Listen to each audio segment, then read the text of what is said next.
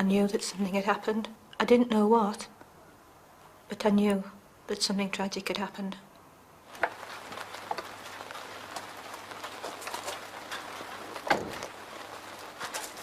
They've left the cars out.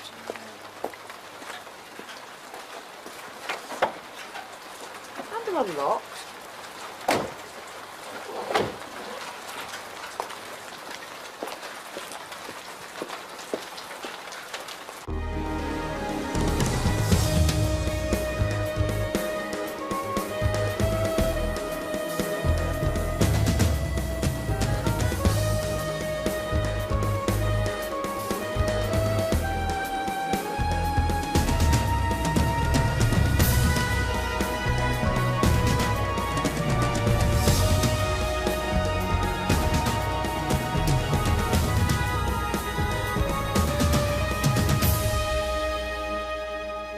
(9:30 p.m. on the 23rd of January 1995 in Morecambe, Lancashire.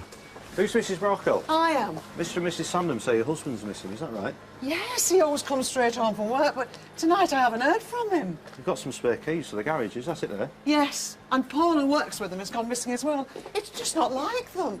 Can you just hold on here a minute? We'll go inside and have a look. Can you just go back towards the car?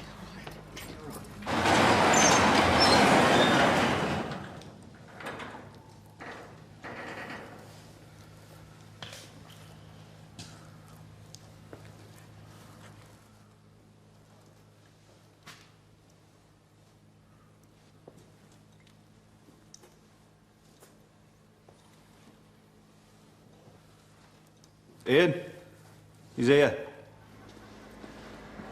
What is it? Can you move back, please? What's happened? There's somebody led in there. Pretty bad way, I'm sorry.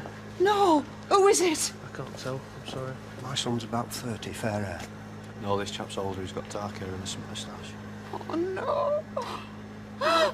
That's my Tony.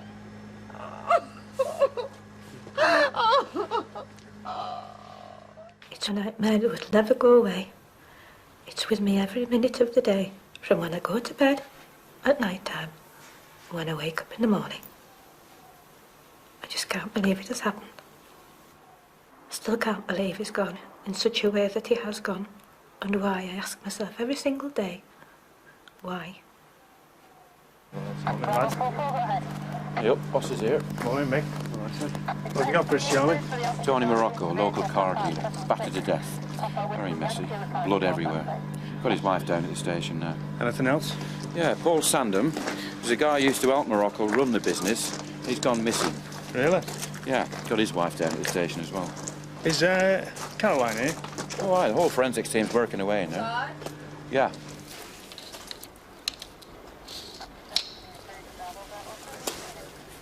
Nasty one, eh, Caroline? So what you got for me? Looks like the attack started out in the alleyway. Yeah. There's a pool of blood out there, what looks like the victim's false teeth. Then I think perhaps he's been carried, or maybe ran into the garage. Can you see the trail of blood? Aye. Out else? It was obviously had been a vicious attack. Papers were scattered around the floor, filing cabinets had been knocked over. There's also a heavily blood-stained torque wrench, which initial thoughts may have been used in the attack upon him. The big question was, who would want to kill Tony Morocco? He had no previous convictions, he had no known enemies, and at that stage, his employee, Paul Sandham, was still missing. It was our first priority, therefore, to find him. So, Tony and Paul actually business partners? The garage was Tony's business. Paul worked for him. And as far as you're concerned, there were no problems between them? No. They were more like father and son. You don't think Paul could be involved in this, do you? Two others at the scene last night. Brian Foster, friend of Morocco's, and Jerry Duncan. Now, we've come across Duncan before, but it appears he's a friend of the Sandhams. Now, we'll have a word with both of them, but for the moment, Paul Sandham's still missing, so we must treat finding him as our main priority. Excuse me, sir. Yeah, what is it? We've just found another body in a field off Powderhouse Lane. It could be linked to this case. Yeah, I'll be there. OK. Take over, will you, Charlie? Can we refer to the officer driving the vehicle, Papa? Yeah, there's 20 more. Right, OK. Morning, sir. So, what have you got for us, Dave? The body. It looks like there's multiple stab wounds. There's documentation which identifies it as Paul Sandham. Sandham? Looks like it. Who's this fella here? Edgar Phillips. He found the body and came to feed his horses. And what about the woman at the gate? She was driving past last night, so 2 men stood by the gate. One was slumped over the other. There was a lot of blood on the gate. Could have been stabbed there. Make sure you get the statements. Yeah, I'll get the sort of it. If Tony Morocco was an unlikely victim, then Paul Sandham was even more unlikely. Nobody would speak ill of him at all. He was thoroughly liked by everybody around him and everybody who knew him. We couldn't find any reason why anyone would want to kill him. The most significant clue that a footprint from a Fila training shoe was found in the gateway, and that linked it to a similar footprint found at the garage. And it was then that we were convinced it was the same person that had committed both offences. TM Motors was on an industrial estate set away from the main roads, which led us to believe that the murderer was probably local. The first person we looked at as a suspect was a man called Jerry Duncan, who had been a good friend of Paul Sandham's, but we'd heard on the grapevine that he didn't get on so well with Tony Morocco. It weren't like a serious falling out. It's just this car he'd sold on scene. The big hands had gone. We sorted it out. What about Paul Sandham? Any arguments with him? No. We used to go up drinking. We were good mates. Such good mates that you let you use the garage and equipment when Morocco wasn't there, and sell your own motors. Yeah, there's no law against that, is there? No, but he weren't very happy about it, were he? No, well... Well, what did he say when he found out? We had a bit of a go. And? Listen, you're making something out of nothing. Tony Morocco and I had our differences, but if you think I had anything to do with his murder, or Paul's, you're completely wrong. These are some of the things that were recovered from Tony's clothing, Geraldine. I just want you to have a look at them, please, and see if you can identify them. Yeah, they're all Tony's. Is there anything that's missing? Tony had a gold Belcher chain, which he always wore around his neck. That's missing. It had been repaired once. A different size link had been put in by the clasp. So it'd be easy to identify. Yeah. Is there anything else that's missing? His wallet and some cash. Not much for the lives of 2 people, is it? So this is Brian Foster. He works here now and again. He's just come up to help us. He was out missing. Could you have a quick look round for us, please, Brian? Thanks.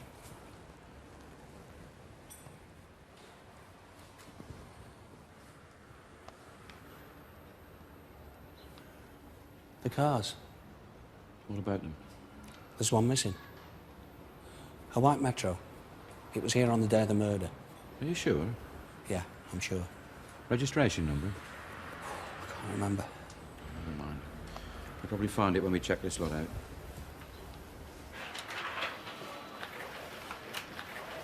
On the side, sir. Yeah, we'll let you know. Not sure of the Metro, sir. No lead? No, nothing much. We got the registration. Apparently customers bought the car, but they haven't collected it yet.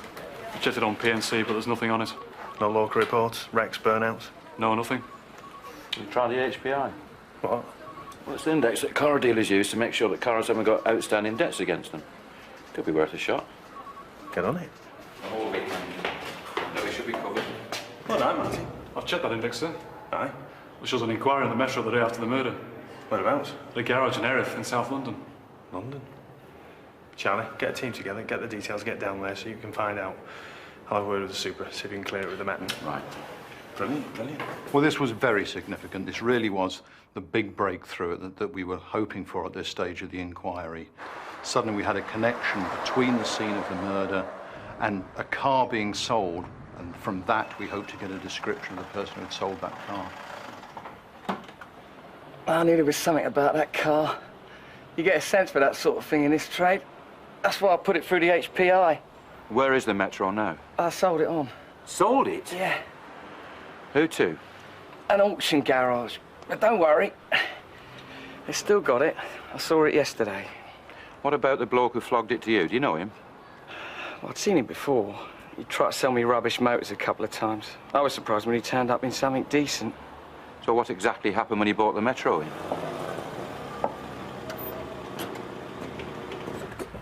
All right. All right. You've gone up in the world a bit, haven't you? Do you want to buy it? How much? Give me £1,000 for it.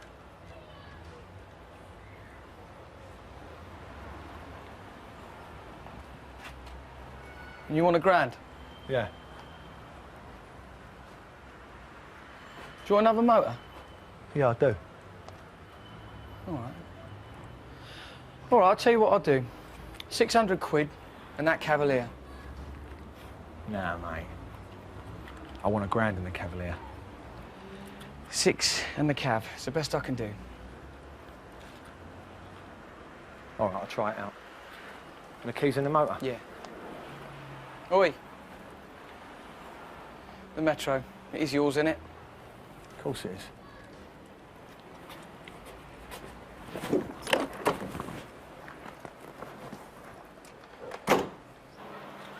So, when he brought the Cavalier back, he said he was happy, and that was it. A done deal. So did he leave a name and address? Well, here he is. David Redmond. David Redmond? Yeah, 135, Riverwood Road, Erith. Right.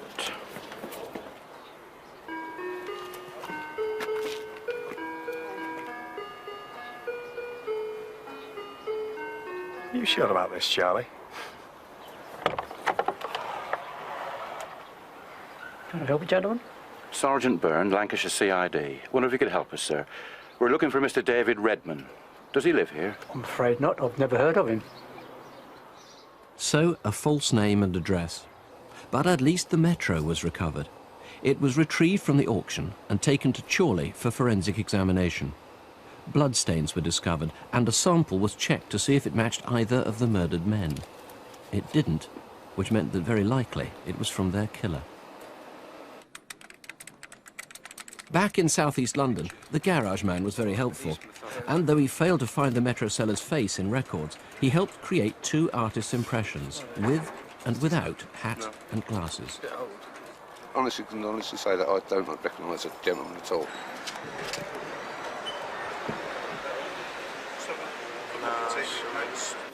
No. All right, thanks very much. Thank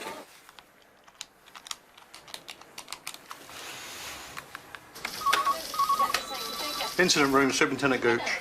Oh, hello, sir. Paul Buscini. Oh, hello, Paul. Thanks for ringing. I've just had a very interesting phone call from a DC Dick Cullen down in Kent. Well, Dick Cullen was working on a series of robberies that had been committed in Kent, and he was looking at 2 suspects who had been captured on a security camera committing a robbery in Surrey, and that was featured on the Crimewatch UK programme a week before these murders. Now, at the same time he was looking at these suspects, he also saw the bulletin from Lancashire about the double murder at Morecambe, and he noticed that one of the suspects he was looking at had a last known address in Erith, where the car was found, and had been previously convicted of offences in Lancashire. And because of that connection, he phoned the incident room to let us know what he discovered. The first man is 5'10" with dark, spiky hair. The second man is slightly taller. That's him. He's 6 That's the fellow we want. brown hair. Terence Clifton. If you recognise either of them... About the same time, Clifton's name came up again, this time in Lancashire. Afternoon, can I help you? Hiya, my name's Katie Hillary. I've got some information about that murder at the garage. It's the artist's impression. It looks like Terry Clifton. We used to knock about together when we were kids. I know his family. Yeah? Well, I haven't seen him for years, not since they all moved down south. Then out of the blue, he just turned up and came to stay with us. And when was that? About 6 weeks ago. Yeah, at New Year. So that's about 3 weeks before the murders. Right. Oh, he's no angel, Terry, but I don't think he'd murder anyone. So what makes you think he's got something to do with this? Well, he steals motors, does Terry. And I read there was a car missing from that garage. Yeah, that's right. And we'd taken him to TM Motors. Tony Morocco's garage? While he was staying with us. He said he wanted to get a new car because one he had was too expensive on petrol. So me and Tom took him there. Come on, the BMW's got to be worth more than that Manta. Your car needs a lot of work, mate. That Manta's in good condition. You're getting a good deal. I thought you'd give me at least a one. Nah, just can't do it. Straight exchange is the best I can offer. Take it or leave it. All right, then I'll take it. But I just put a $5's worth of petrol in the BMW, the Manta's empty. Yeah, I'll give you a $5 for petrol. Have you got the paperwork? Yeah, I'll get it from the office. Tight-fisted git. You see the size of that wad? He could have let me have something. Terry stayed with us for a few more days.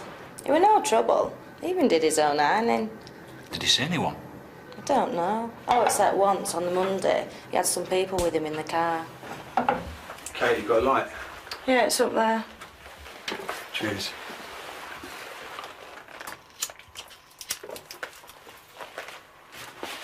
Do you want any tea? No, I got George and Andrew in the car. The Morrisons? I haven't seen them for ages. I suppose George is still the same as ever. And the rest. Yeah. He's as daft as a bloody brush. I'll see you later, all right? All right, see ya. See ya.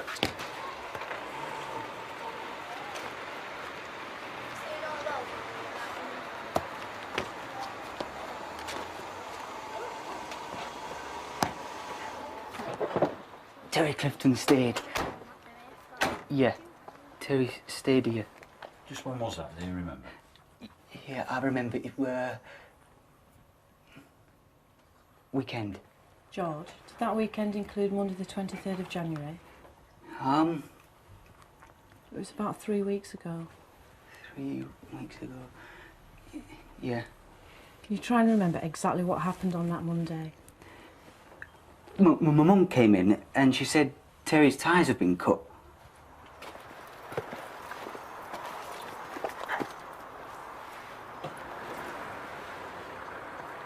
Shit! Who done that? Wasn't us, Terry. George, all right if I borrow your bike, mate? My bike, Terry? Yeah, your bike. I'm going over to Whiteland Estate. See a couple of geezers. They'll be able to sort me out wheels to get to London. I'll see you later. George, how long was Terry away? I'm not in trouble, am I? George, it's all right. You're not in any trouble at all. Can you just tell us what happened when Terry came back? That's a nice car, Terry. Yeah, the bike's inside.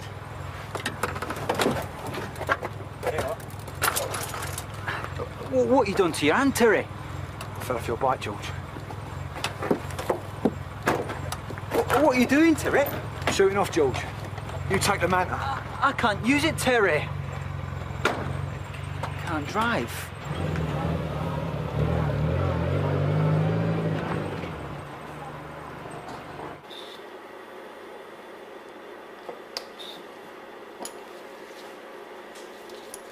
George's bike, like the Metro, yielded spots of blood, and these ones were identical to those from the Metro steering wheel. What's more, the same blood was found inside a pocket of one of the murder victim's clothes. It seems the killer had been searching Tony Morocco, probably after he bludgeoned him to death. Back in southeast London, the manhunt was underway. Hey, boss, have you seen this? That 25 Clifton is a one-man crime wave. Assault, robbery, car theft, all over the country. Aye. What I want to know, what's he really like? I mean, what's he do? Where's he go? Who's he hang around with? Let's go have a word with his friends and family. See if we can find out what really makes him tick. He did what? Yeah, he used to nick cars by taking them for a test drive and then just leaving the owner stranded. Or another trick was that he'd drive that fast the owner was just glad to get out and then he'd nick it. Mrs. Clifton? Yes? DC Albuskini, DS Byrne, DC Rigby, Lancashire CID. We're looking for Terence Clifton. You better come in.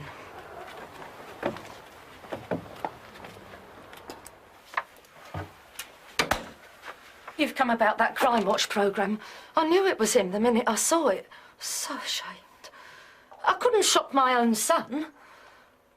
On the day of that robbery, he came round here to change his clothes. Mrs. Clifton... He showed me some rings. I knew they were stolen, but it was the violence. Once I realised it hit someone, I told myself it had to stop. Yeah, we know about the robbery. I'm afraid we've come about something far more serious than that. Your son's wanted in connection with the murder of 2 car dealers in Morecambe.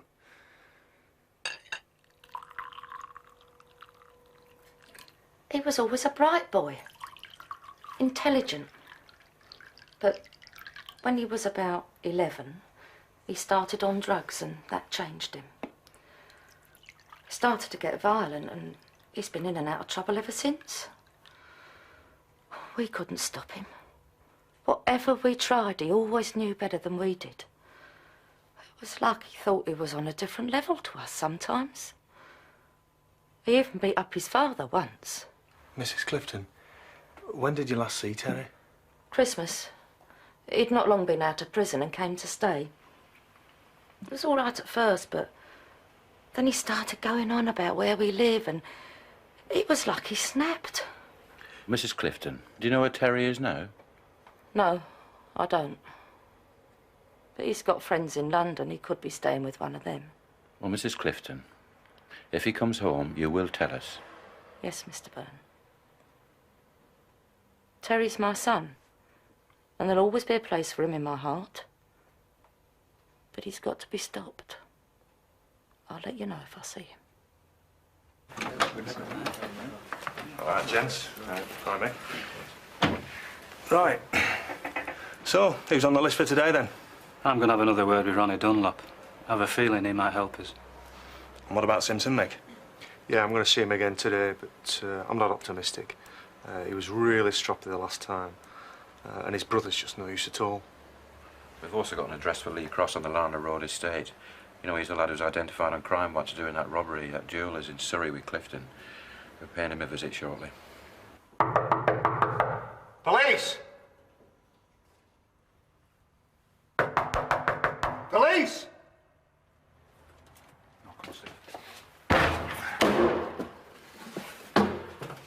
What the hell's going on? DC Rigby, Lancashire Police. What do you want? Look what you've done to my front door. Lee Cross, you were under arrest for a double murder in Morecambe, Lancashire. You do not have to say anything unless you wish to do so, but what you say may be given in evidence. Now, come on, let's get dressed. How many more times do I have to tell you? When these two were getting done in Morecambe, I was playing bingo with my family down the centre. But you know Terry Clifton, don't you, Lee? You've worked with him. I've done some jewellers with Clifton. I did that one on crimewatch. I hold my hands up to that. But you ain't pinning no murders on me. So where is Clifton?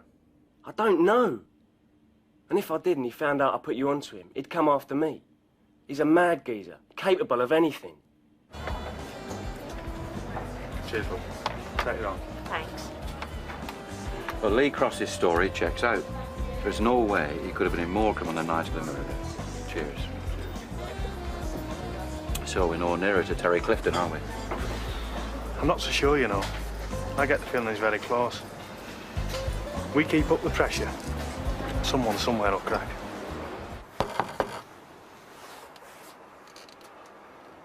Who is it? It's Robin from Lancashire. I spoke to you earlier.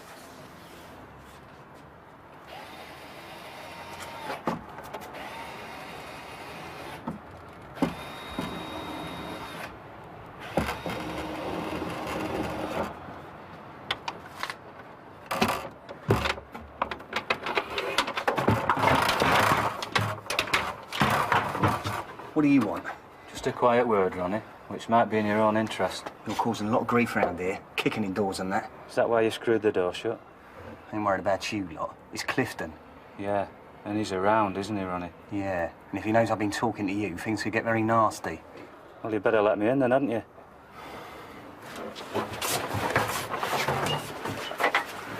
I went back to see Ronnie Dunlop because I detected a chink in his armour, if you will, some insecurity in his makeup. So I decided to exploit that. Listen, Ronnie, I know about the jobs you did with Clifton. And you know I know about them, don't you? Look, what's going to happen about it? Because it's not your case, is it? If you can help us to find Clifton, We'll put a word in for you with the Met. You could end up with a shorter sentence. That Clifton's a mad bastard. That's why you've got to tell us where he is, Ronnie. Look, I see him around. I don't know where he's staying.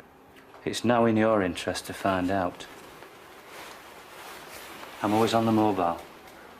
In fact, ring me once a day, just so I know you're okay. And you'll speak to the Met? That's what I said. I know you don't know me, but if I give you my word, I'll keep it. OK. There is one thing. What's that? My phone's been cut off. Initially, Ronnie Dunlop took the inquiry forward by offering sightings of Clifton on the estate. We'd visited flats, but we just missed him. And there was developing a trust between us, and I knew that what he was telling me was right. OK, Ronnie. What have you got for us this time? I was out earlier at a nightclub in Dartford. Clifton was there with some bird and spending a lot. Do you know the girl? Sarah something. She works at a factory on the Manaway Industrial Estate. Drives a silver grey Mini. What's the registration? It's a D-Reg. D503 something. I'm not sure about the rest. Anything else? Well, what do you want? Vital statistics? How many factories are on this estate, Robin? Don't know exactly. It must be over 30. 30? We'll be at it a month. This is number 7.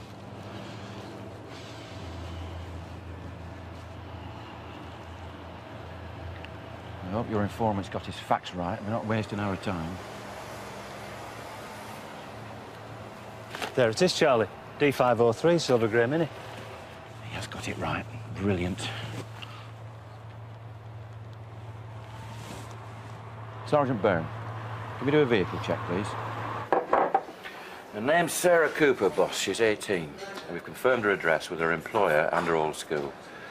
She lives with her parents and her sister. And her father's ex-job.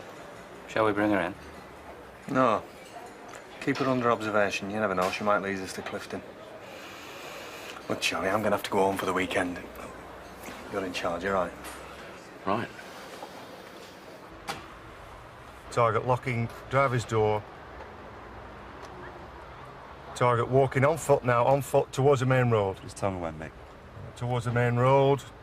Go on, Dave, now. Towards the main road. Target now towards the shopping centre.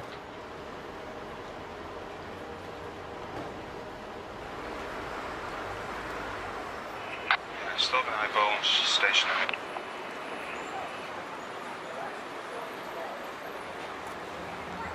Yeah, she's looking at her watch. Looks like she could be waiting for somebody.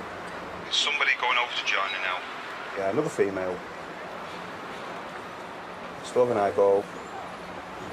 They're walking towards the shopping centre now.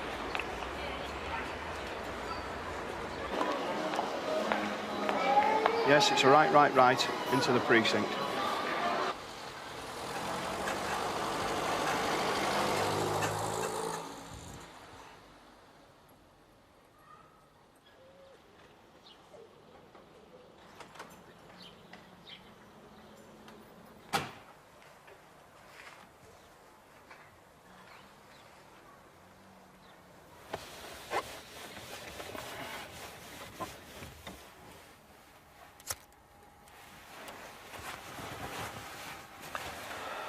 Well, it doesn't look like she's that friendly with Clifton. Oh, well, if I get no joy by tomorrow, we'll go and have a chat with her.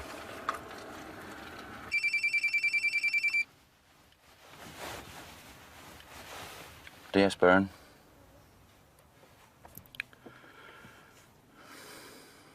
Oh, is she? OK. Right, thanks.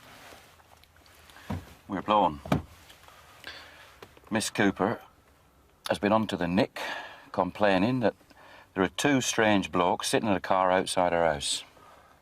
What do you want to do, move? Nah. No time like the present. Let's have a word with her now. Look, my parents are away for the weekend and my sister's out. I don't know what you want with me. That's all right, Sarah. There's no need to be worried. And I don't know a Terry Clifton. Just have a look at this photograph. I know him. That's Luke. Well, Terry Clifton, or Luke, is wanted for the murder of 2 car dealers in Morecambe about 4 weeks ago.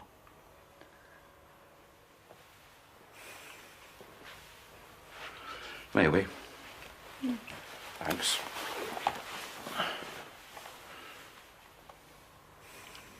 He's a bit of an odd character. You know, I thought once or twice he might be on the run, but I'd never have him down for a murderer. Do you know where he is, Sarah? He was staying with a friend of mine, Can you give me a name? Nicola Clayton. Is he still there? Last time I saw him he was. It was about 8 days ago, but he said something about going to Italy. Italy? Yeah, he said you lot were on his back because of a crime watch thing. Is there anything else you can tell me, Sarah? Nicola's been a bit funny since then. Funny? How do you mean? Well, I'm meant to be her mate, right? But I've been round there and she won't answer the door. You know, making out she wasn't there. And the letterbox is all bunged up so I can't look in. But you were pretty sure she was in there. Yeah. I think she might be hiding him.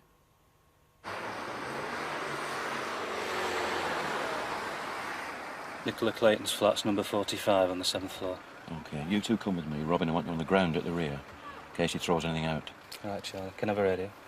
You won't need one. Oh, fine. I'll just shout then, shall I?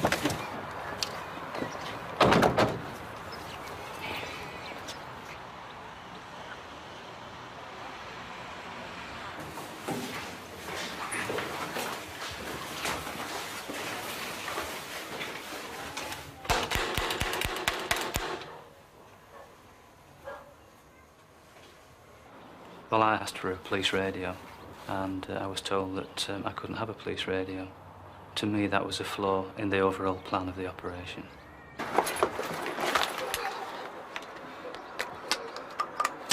Oh, shit, Charlie.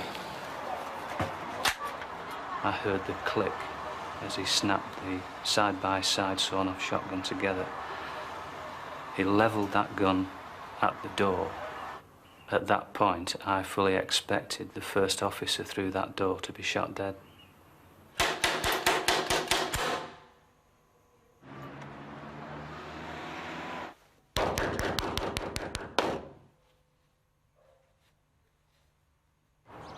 It was like an animal in a cage looking through the bars. I couldn't communicate. I didn't know what he was going to do next. He then climbed into the next balcony.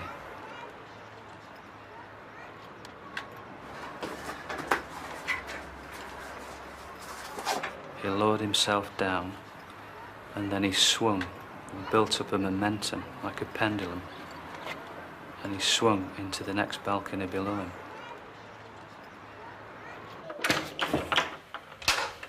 Oh, what do you lot want? Terence Clifton, where is he? Oh, don't I know Terence Clifton? That's not what we've heard. By then, there was a crowd encouraging him to climb down. Look, I keep telling you, there's no one here. Terence Clifton's definitely been here. We've spoken to Sarah Cooper. Yeah, well, he ain't here now. Well, you won't mind if we look round then, will you?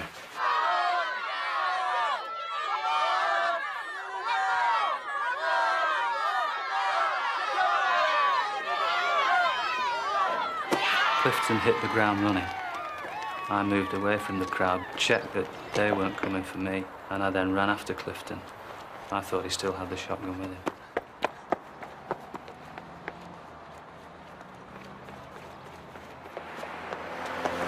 He went across towards the Lana Road estate. I reached the dual carriageway. I could see him in the distance disappear behind a block of flats.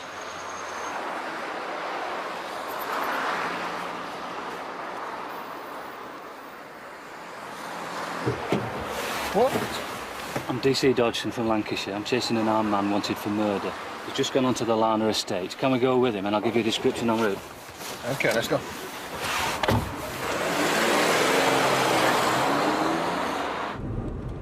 We then drove on to the location where I'd last seen Clifton.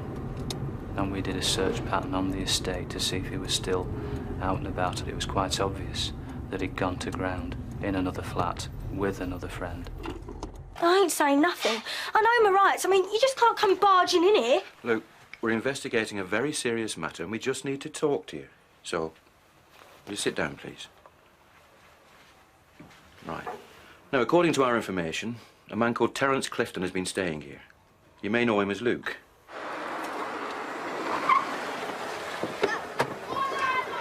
Cheers, lads. Reckon the house one? Don't worry, everything will be put back in. Any breakages will be paid for. Yeah, well, they better. She told you Clifton's been here. Oh, he ain't been here. Don't give me that crap, you lying bitch. I've just watched him escape from your balcony. No. And he had a sawn off. If you'd have pushed that door open, Charlie, you'd have been shot. Now, listen, you. Terry Clifton's already killed 2 people, and you sit there lying your head off. Now, you better get your act together and start telling the truth before he kills somebody else.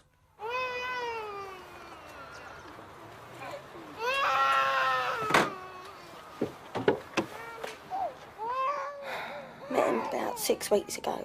He said his name was Luke. He asked me if he could stay for a bit. He reckoned he'd fallen out of his flatmate. And did he stay? Oh, yeah. It was quite nice, really. Except when he pretended to know everything, and that got on my nerves a bit, but he used to bath the kids and put them to bed and that. It was just a laugh, really. Just a laugh. Nicola, I don't think you realise the seriousness of the position you're in. This man, Clifton, is responsible for 2 murders, and you've been harbouring him. He's a very, very dangerous man. How old are you, Nicola? 18. 18. And you've 2 young children. That's right. So what do you think social services would think if they knew you'd been living with a man like Clifton, letting him look after your children, bringing a gun into your flat? You could be on a very serious charge yourself, Nicola. Do you realise that? Now, we need to know everything you can tell us about Clifton from the moment he came into your flat to the minute he went over the balcony. And don't you leave anything out, because if you do, and we find out, we'll throw the book at you. Do you understand, Nicola?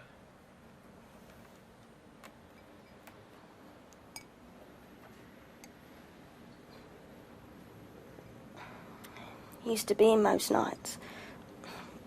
He just used to watch telly. Sometimes some of my mates would come over and he got on all right with them. I remember this one night we were watching Crime Watch together with Sarah. Tel had asked me to record it for him, and he just kept watching it over and over again, yeah, but always the same bit, this jaw robbery. Oh, leave it out. Tel, what are you doing? That's me. I hate the bird. Don't be stupid. What do you think? I'm joking. It's me. I whacked her and bust her jaw. No, you never. Look. One of the men assaulted the sales assistant. He then ran to the storeroom where he attacked another assistant, breaking her nose. Christ, are you serious? Well, if he is, it's a £5,000 reward. Do you want me to ring up and get it? The man is slightly taller. He's 6 foot with mouse Do it and then. brown hair. If you recognise either of them, I don't like grasses. with any of our photo call cases, please call us now. So then what happened? He went away for a while. When?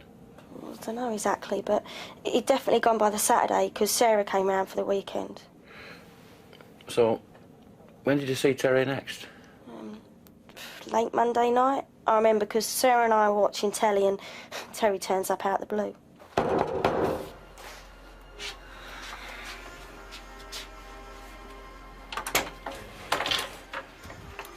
Christ, what's happened?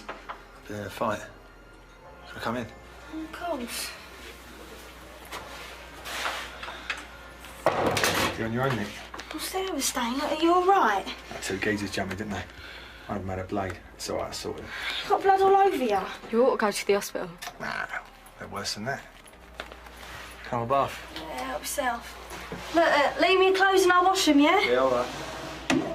Did Terry ever say where he'd been that weekend? He said something about a flat in Lancashire, but nothing else. So how much longer did he stay with you? On and off till you lot came calling. But he kept the curtains drawn and even blocked up the letterbox so people couldn't see in. Then last Saturday he said he was going away for good. Reckoned too many people knew where he was and that he was getting out of the area. Did he say where he was going? No. I remember there was this one time we all went out clubbing to Zen's in Dartford. Terry didn't have no proper shoes, so he asked me to drive him round to a mate of his who lent him some boots for the evening. What sort of shoes would Clifton normally wear? Trainers. He was always wearing trainers. They won't let you in if you wear them at Zen's. Can you remember what make he wore? Feelers. Are you sure? Definitely. There was this one time we were waiting for a cab and he showed me a gold chain. What sort of chain was it? It was really nice. Belcher. Have you still got it? No. He asked me if I wanted to buy it and I said I wasn't interested. Do you know where it is now? I haven't seen it since then. Yeah, I can remember seeing a chain, a gold Belcher. Terry showed it me in the flat and I tried it on and asked if I could have it, but he said he was selling it to a bloke called Ron Davey for his wife.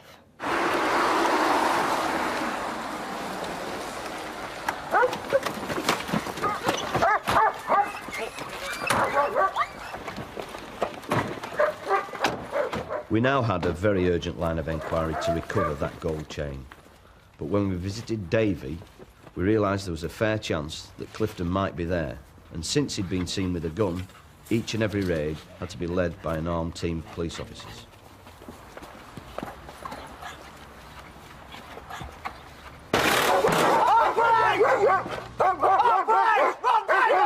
Show yourself! Ron Davey! We're armed police officers! Put your hands on your head! Keep coming down the stairs. Slowly. Keep looking at me. Come out to your doorstep. Walk towards me slowly. Keep looking at me. Put your hands on your head. Keep looking at me. Look at me. Lie down on your stomach. Follow me slowly. Keep looking at me. Somebody's going to handcuff you. Do you know Terry Clifton? Yeah, we know him. You ever bought any stuff off him? Time to time. Jewellery? Yeah. Did you buy a gold Belcher chain off him? That one? Yeah. Give it here, love, will you?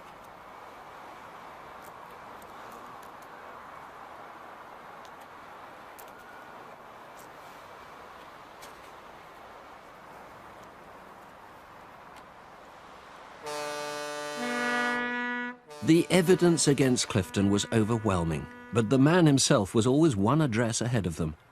The team put yet more pressure on their informants. Here he is. What's happening then, Ronnie? Word is your man's still on the estate. So where is he? I've given you addresses. Aye, we've turned them over. Ain't my fault if he's not there, is it? Hey, I expected a bit more from you, Ronnie. But if he's around, I'll find him. You make sure you do. I'm going. Can't be seen talking to you. Hey, Ronnie. Remember what's in it for you.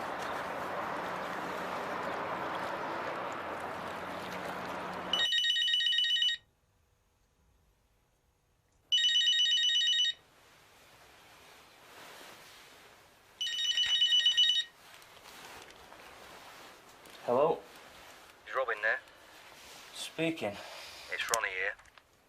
It's 2 o'clock in the morning, Ronnie. Yeah, I know. But I've got some information on Clifton. He's staying with a bloke called Kevin Rice.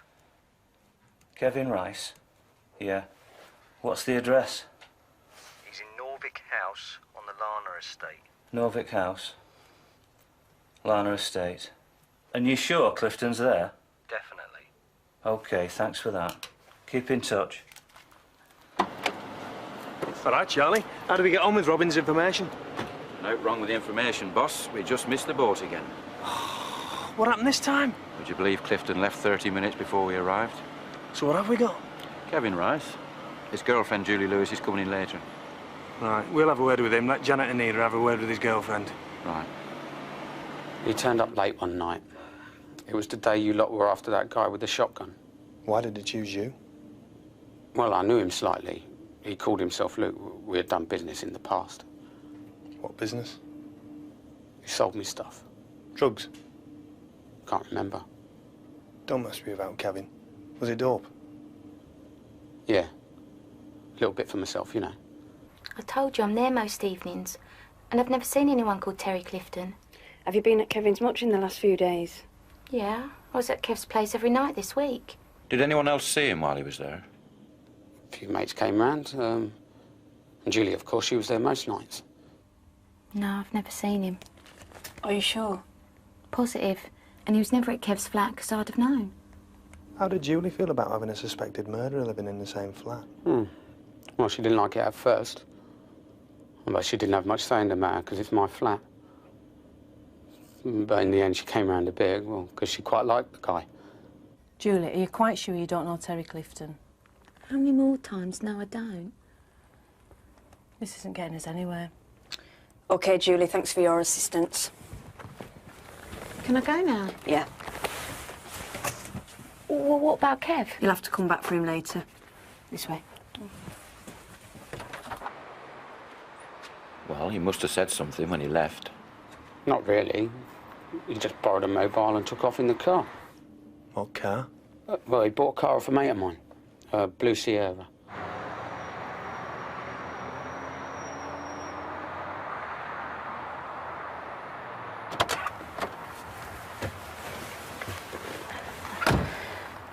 Kev's been arrested. You're joking.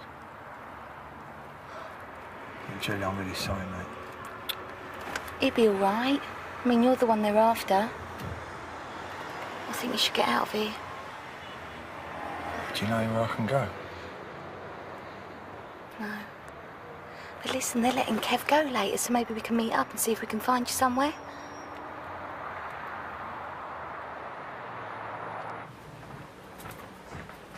Mick, can you get the registration number of the Blue Sierra that Clifton's driving now? Yes, sir. He bought it off a mate of Rice's. Charlie's got the details. Yeah, no problem, sir. Oh, and how are we getting on with Rice's girlfriend? Yeah, I just heard. She's been released. You mean she's gone? She left the police station. Apparently she was adamant she didn't know anything about Clifton or Luke. There was no point in keeping her.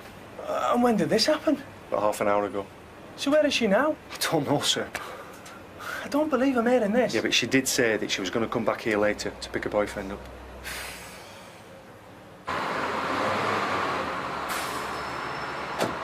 I'll see you later then, Tel. See you later. It wasn't you, was it? Tel? Look, Julie, if you've got a grass, then grass, all right?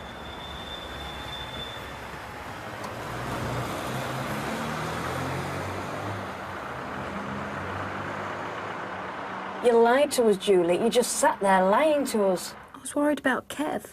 Of course you were. But whilst you were here wasting our time, he was next door telling us everything. You've got to face it. Clifton is a murderer. I don't know. He was all right with me. I like him. You might think he's a nice man, Julie, but he's very, very dangerous. He's killed 2 men. Did you see him when you left the station? Yeah. Where?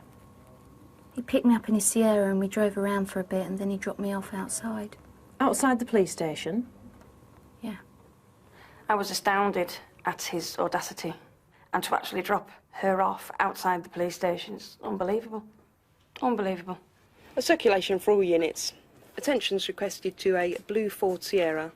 Index A Alpha 876 Bravo Lima Romeo. The owner is believed to be a Terence Clifton, who's wanted in connection with 2 murders. Clifton could be wearing a pink shirt and white trousers. He's believed armed and dangerous. If seen, approach with extreme caution. As a repetition of details, attention's called to a blue Ford Sierra, index A Alpha 876 Bravo Lima Romeo. Yes, Byrne? Right, hold on. I found the Blue Sierra. Right, where is it? Yeah. Stuart. Mantle. Wait, where's that? Right. Got it. Thanks. Yes.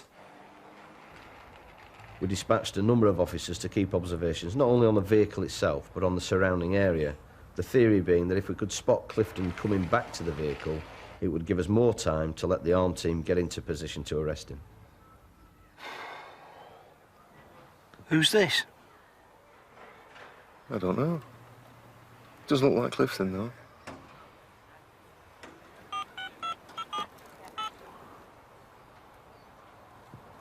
Buskini.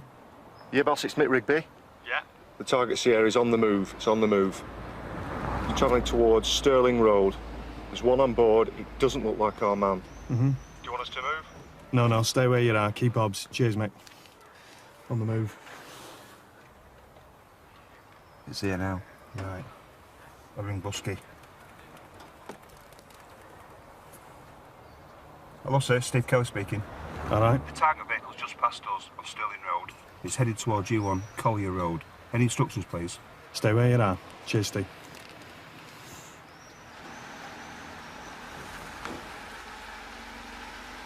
There he is.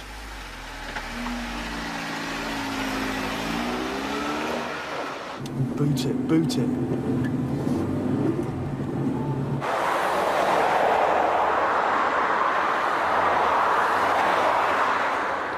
Oh, he's turning left.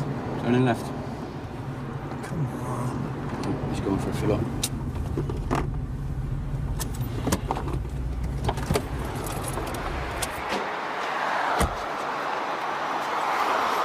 Excuse me, mate. Lancashire CID.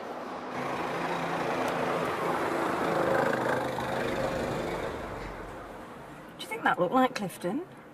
That was a red Montego, not a blue Sierra. Yeah, I was looking at the pink shirt, though. I got it off some bloke, part exchanged it. So what the bloody hell's he driving now? A Montego. What colour's it? Red. Charlie, get onto control. Warn the others, will you? I don't suppose you remember the registration number, do you, mate? No. Suspect. No, I've got it written down somewhere. Red Montego. DC Cheaton from Romeo Yankee Control receiving. Go ahead.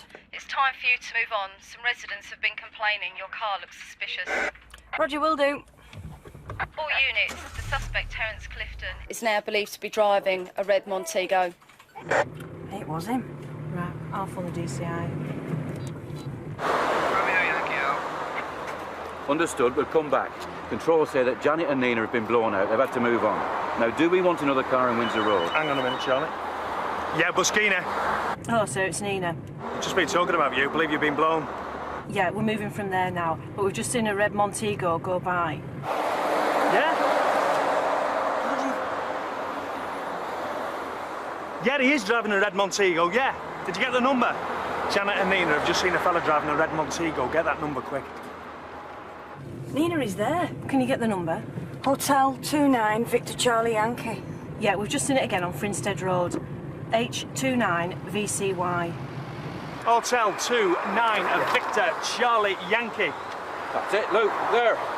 Nina, call a strike. Janet, can you call the strike? DC Cheatham to Bexley Heath, strike on Frinstead Road. That's a strike on Frinstead Road. All units, it's a go. The suspect is at Frinstead Road now. That's all units, it's a go now. Let's go.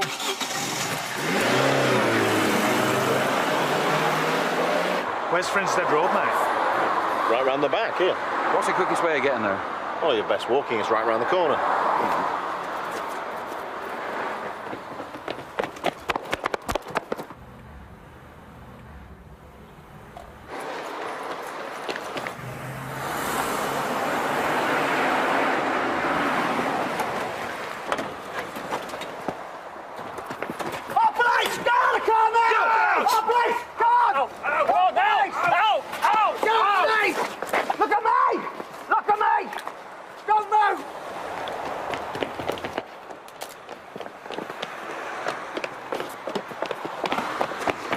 Clifton, I'm arresting you for the murders of Paul Sanham and Tony Morocco. You don't have to say anything, but anything you do say may be given in evidence. Do you understand? Yeah, I understand. To actually get there and you've got him, it was just unbelievable, really. It had been a long inquiry, a high-profile inquiry, and it was like, my God, we got him. We found him. We'd done it. We'd gone down there as witness liaison officers. And we ended up arresting him. Everywhere we'd been given assistance. The phones were red hot, people ringing in, and the word spread like wildfire that he'd been arrested. Right, Mr. Clifton, you're going to be charged. I'd like you to listen carefully to what this officer is going to say to you. You're charged that on Monday the 23rd of January 1995, at Morecambe, you murdered Anthony Morocco. You're also charged that on Monday the 23rd of January 1995, at Morecambe, you murdered Paul Sanham.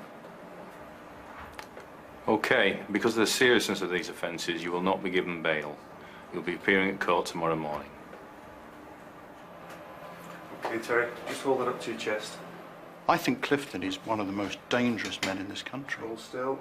This was a man who, just to steal some money, brutally killed 2 men.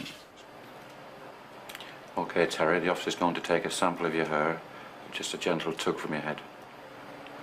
He arrived at the garage, found Paul Sandham there, which we don't believe he was expecting. So he had to get him out of the way. He took him out to a remote site and there just brutally murdered him and dumped his body in the field. Would you like to take him back down to his cell, please?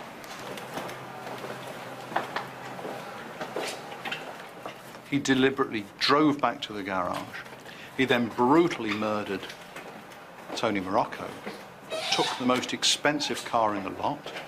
Only then did he leave the scene of this murder.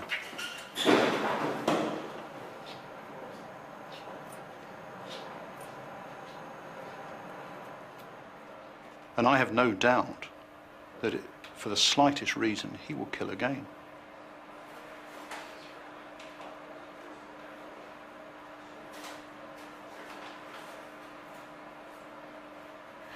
I feel now that when Tony was alive, I was alive and living.